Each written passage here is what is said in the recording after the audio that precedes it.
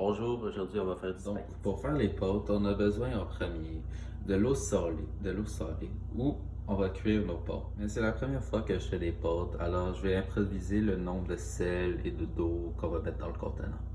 Donc, en premier, il faut rédiger le protocole. Il y a le but ici qui est préparer une solution contenant du sel de table de soluté, de l'eau et de l'eau distillée, qui aura une concentration de 10 grammes par litre et un volume de 2 litres. Rectifier le taux de salinité de la solution en prenant un échantillon de la solution initiale et verser de l'eau dedans afin de la diluer jusqu'à une concentration de 8 grammes par litre. Je sais que j'avais pas besoin de le faire, mais j'ai quand même fait une hypothèse. Et maintenant, on va faire le protocole. Donc, je vais lire le protocole. Alors, placer tout le matériel sur une surface plate et propre, allumer la balance électronique, nettoyer la surface de la balance, vérifier un cadran qui 0, placer une assiette de pesée et un contenant sur le plateau de la balance, appuyer sur le bouton de top et verser 20 grammes de saleté au contenant, mesurer 2 litres d'eau avec un bécher et puis verser le solvant dans un chaudron, verser les 20 grammes de sel dans le chaudron avec l'eau, prendre une feuille pour faire les calculs, trouver la concentration en grammes par litre de cette solution, convertir cette concentration de grammes par litre en mol par litre, placer toutes les données dans le tableau des résultats. Ça, c'est pour la partie 1. Pour la partie 2, on a seulement 5 étapes. Alors, c'est trouver combien de solutions initiales on doit prendre pour créer une solution de plus diluée. Utiliser la méthode C1 fois V1 égale C2 fois V2 afin de trouver le V1. Verser de l'eau dans le V1 jusqu'à ce que le volume de la nouvelle solution atteigne le nombre de millilitres voulus.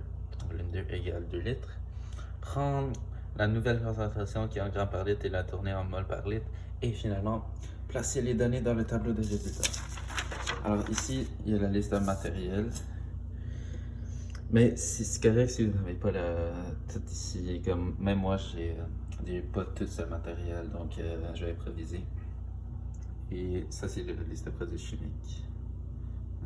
Alors, comme vous pouvez le voir, mon comptoir est nettoyé, prêt à cuisiner. J'ai ici un type de bécher de 400 ml. Alors, puisque c'est seulement 400 ml, je vais le remplir 5 fois d'eau.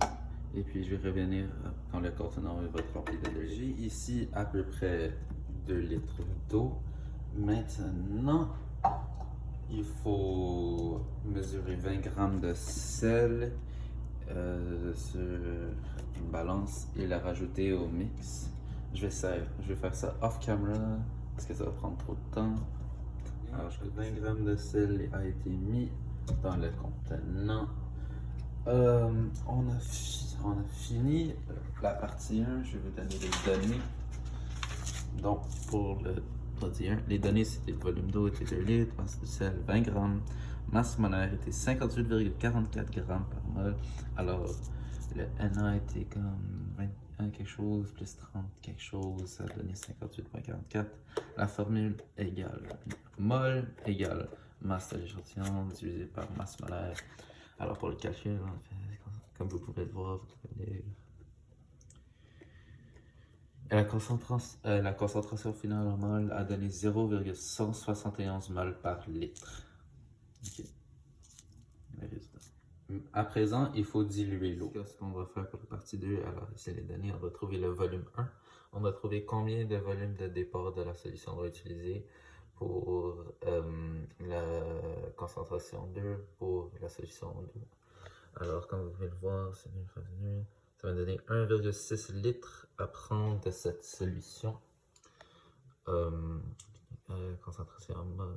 Et la concentration en mol va donner 0,137 mol par litre. Alors, maintenant, on va verser 1,6 litres de la solution initiale dans cette autocoupole. Ici, on a 400 ml d'eau d'ici, 1,6 litres plus 0,4 litres donne 2 litres. Et c'est ça qu'on veut ici. Alors, on va verser l'eau.